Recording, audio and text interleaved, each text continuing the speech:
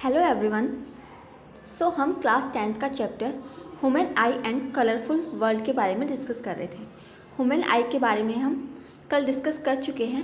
आज हम colourful world के बारे में डिस्कस कर रहे हैं। चलिए स्टार्ट करते हैं। सबसे पहले आता है हमारा टॉपिक प्रिज्म। प्रिज्म क्या होता है? एक ऐसा डिवाइस होता है जो क्या करता है, जो वाइट लाइट है उसको क्या कर देता है, जब हम वाइट लाइट को प्रिज्म में से पास करते हैं तो वो क्या कर देता है, उसको कलर्स में डिवाइड कर देता है। और जो वो कलर्स में डिवाइड करता है वो 7 कलर्स का ग्रुप होता है, जिसको हम क्या बोलते हैं, विबग्योर बोलते हैं। क्या होता है, जब वाइट लाइट प्रिज्म में से होकर गुजरती है तो वो 7 अलग अलग कलर्स में डिवाइड हो जाती है, जिसको हम क्या बोलते हैं, स्पेक्ट्रम बोलते हैं। और इस प्रोसेस को हम क्या बोलते हैं, डिस्पर्जन ऑफ लाइट बोलते हैं। जैसे हमारा प्रिज्म है, जब हम इसके अंदर से वाइट लाइट को पास करते हैं तो ये प्रिज्म क्या कर देता है, इस वाइट लाइट को स्प्लिट कर देता है 7 कलर्स के अंदर, जिसको हम क्या बोलते हैं, विबग्योर बोलते हैं। और इस प्रोसेस को हम क्या बोलते हैं, जो स्प्लिटिंग हो रही है वाइट लाइट की, उसको हम क्या बोलते हैं, डिस्पर्जन ऑफ लाइट बोलते हैं। इसमें जो 7 कलर्स होते हैं उनको हम क्या बोलते हैं, विबग्योर बोलते हैं।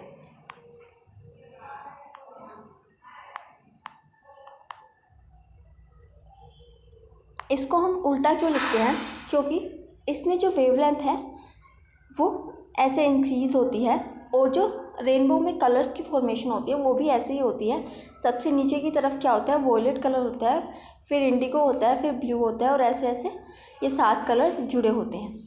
तो इसमें क्या होता है, ऐसे होता है। और वेवलेंथ कम किसकी वेवलेंथ होती है, जो वॉयलेट कलर होता है उसकी वेवलेंथ क्या होती है, कम होती है।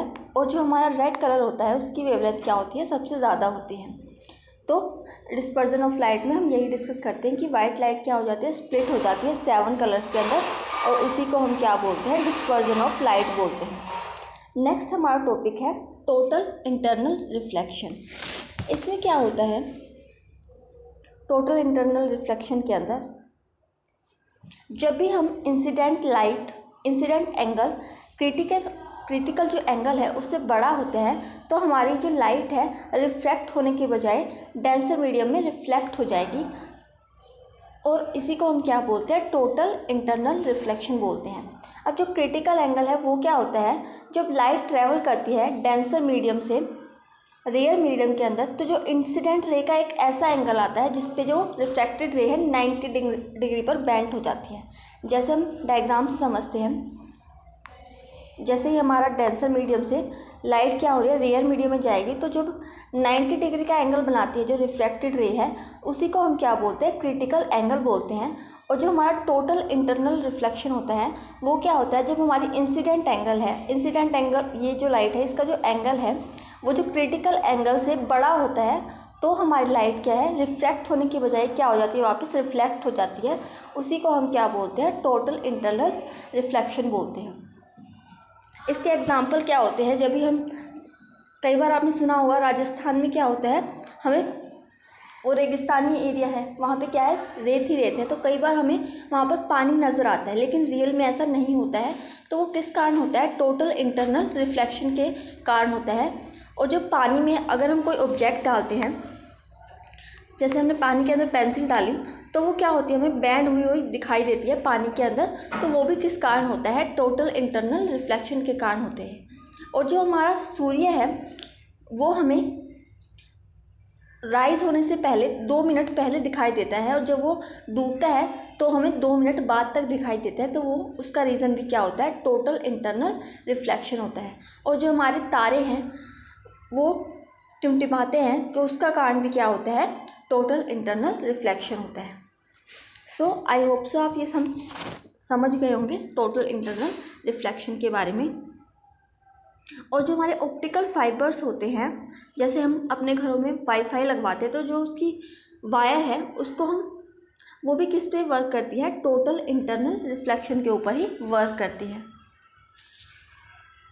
हमारा टोटल इंटरनल रिफ्लेक्शन कंप्लीट हो गया है। नेक्स्ट हमारा टॉपिक है रेनबो फॉर्मेशन। जो रेनबो है उसकी फॉर्मेशन कैसे होती है, जो रेनबो है उसकी फॉर्मेशन कैसे हो गई, जब बारिश आती है तभी क्या होती है, रेनबो की फॉर्मेशन होती है। तो इसमें क्या होता है, जो लाइट आती है सनलाइट, वो जाके जो वाटर की ड्रॉपलेट है उससे टकराती है और फिर रिफ्रैक्शन के कारण वो क्या हो जाती है, बैंड हो जाती है। और बैंड हो जाएगी तो फिर वो क्या हो जाती है, स्प्लिट हो जाती है। बहुत सारे कलर के अंदर क्या हो जाती है, स्प्लिट हो जाती है हमारी लाइट। और फिर जब वो वापस से रिफ्लेक्ट होके जाती है तो वो क्या हो जाती है, रिफ्रैक्शन के कारण बैंड हो जाती है हल्की सी, और जिसकी वजह से क्या होती है, रेनबो की फॉर्मेशन होती है और हमें 7 कलर की लाइट शो होती है, जिसे हम विबग्योर बोलते हैं और उसी को हम रेनबो की फॉर्मेशन भी बोलते हैं। तो क्या हुआ, वाइट लाइट आई, सॉरी सनलाइट आई, वो पानी की जो ड्रॉपलेट है उससे टकराती है, फिर वो स्प्लिट हो जाती है अलग अलग कलर्स के अंदर, और जब वो वापस आती है तो दोबारा रिफ्रैक्शन होता है। एक बार तो जब यहाँ से आई तब रिफ्रैक्शन हुआ, यहाँ से आई लाइट हमारी, रिफ्रैक्ट हो गई, फिर जो दोबारा वापस जाएगी तो दोबारा जब वो पानी की बूंद से टकरा के वापस जाएगी तो दोबारा क्या होता है, रिफ्रैक्शन होता है, और इसी के फिनोमिना पे क्या होती है, रेनबो की फॉर्मेशन होती है। नेक्स्ट है, why do sky appears blue. जो हमारा स्काई है वो ब्लू कलर का क्यों शो होता है हमें, और किसी कलर का क्यों नहीं शो होता। तो इसका रीज़न क्या है, जो हमारा विबग्योर है उसमें क्या होते हैं, 7 कलर होते हैं, और सबसे कम वेवलेंथ किसकी होती है, ये जो 3 कलर होते हैं इनकी वेवलेंथ क्या होती है, कम होती है। और जो हमारे ऊपर के 3 कलर होते हैं, येलो, ऑरेंज और रेड, इनकी वेवलेंथ क्या होती है, ज़्यादा होती है।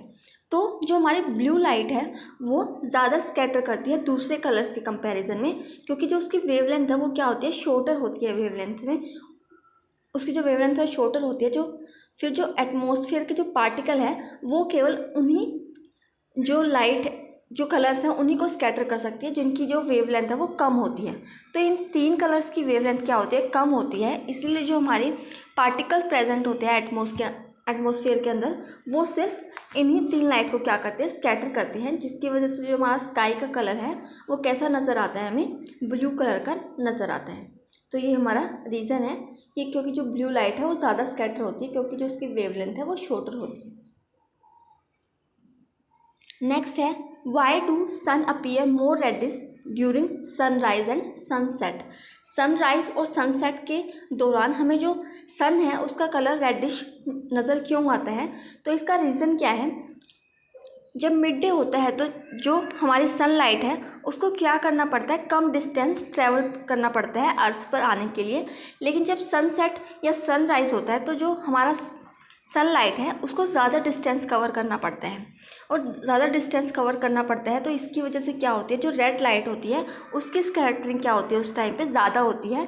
इसीलिए जो हमारा सन है वो सनराइज़ और सनसेट के टाइम पे क्या होता है, हमें रेड कलर का शो होता है, क्योंकि जो लाइट रेज होती है उनको क्या करना पड़ता है, लार्जर पार्ट को क्या करना पड़ता है, एटमॉस्फेयर में ट्रैवल करना पड़ता है, जिसकी वजह से क्या हो जाता है, वो ओरिजिन है जो हमारा उससे क्लोज आ जाती है, और जो लाइट है, जो रेड लाइट है वो ज़्यादा स्कैटर होती है दूसरे जो कलर है उनके कंपैरिजन में।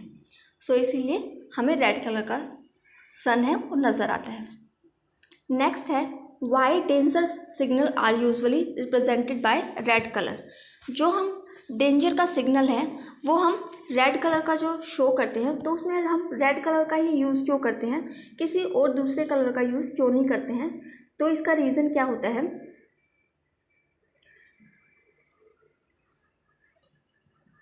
तो हम डेंजर के साइन के लिए रेड कलर का यूज़ क्यों करते हैं। तो इसका रीज़न क्या है, जो हमारा रेड लाइट है उसकी जो वेवलेंथ है वो लॉन्गर होती है, इसीलिए जो उसकी स्कैटरिंग है वो कम हो पाती है, और स्कैटरिंग कम हो पाती है तो हम उसको डिस्टेंस से भी ईजिली देख सकते हैं। इसीलिए डेंजर के साइन के लिए किसका यूज़ करते हैं, हम रेड लाइट का यूज़ करते हैं। नेक्स्ट है, why yellow colour use to school bus. जो स्कूल बस है उसका कलर येलो ही क्यों होता है, कोई और दूसरा कलर क्यों नहीं होता।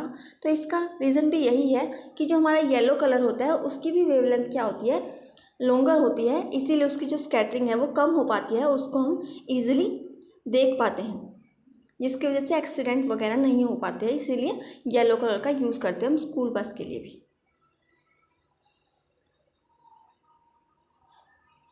नेक्स्ट है, why do celestial body appear slightly raise from their position. तो जो हम सेलेस्टियल बॉडी जो हम जो स्टार्स को देखते हैं उनकी जो पोजीशन हमें दिखाई देती है, उनकी पोजीशन एक्चुअल में यहाँ नहीं होती है जहाँ हमें वो नज़र आते हैं, उनकी पोजीशन थोड़ी दूर होती है। तो वो भी किस रीज़न के कारण होता है?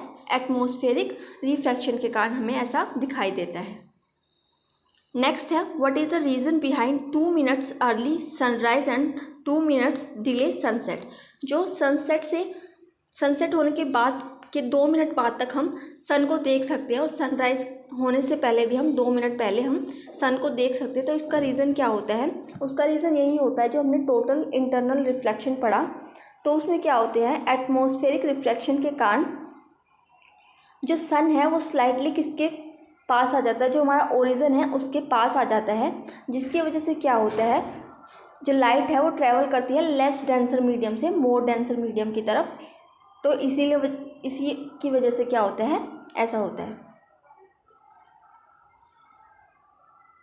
नेक्स्ट है, why do stars twinkle but planets do not. जो स्टार्स है वो ट्विंकल करते हैं लेकिन जो प्लैनेट है वो नहीं करते। तो इसका रीज़न क्या होता है, जो स्टार्स होते हैं वो बहुत ज़्यादा दूर होते हैं अर्थ की वजह से, इसलिए उनको ज़्यादा डिस्टेंस ट्रेवल करना पड़ता है। लेकिन जो प्लैनेट है उनका जो डिस्टेंस है वो कम होता है, उनको डिस्टेंस कम ट्रैवल करना पड़ता है, इसीलिए जो हमारे स्टार्स हैं वो हमें ट्विंकल होते हुए दिखाई देते हैं, लेकिन जो प्लैनेट है वो ऐसा नहीं कर पाते हैं। तो ये चैप्टर हमारा कंप्लीट हो गया है। अगर आपको कोई भी डाउट हो तो आप कमेंट सेक्शन में पूछ सकते हैं, और अगर आपको मेरी वीडियो पसंद आई हो तो please like share and subscribe my channel for more update. Thank you.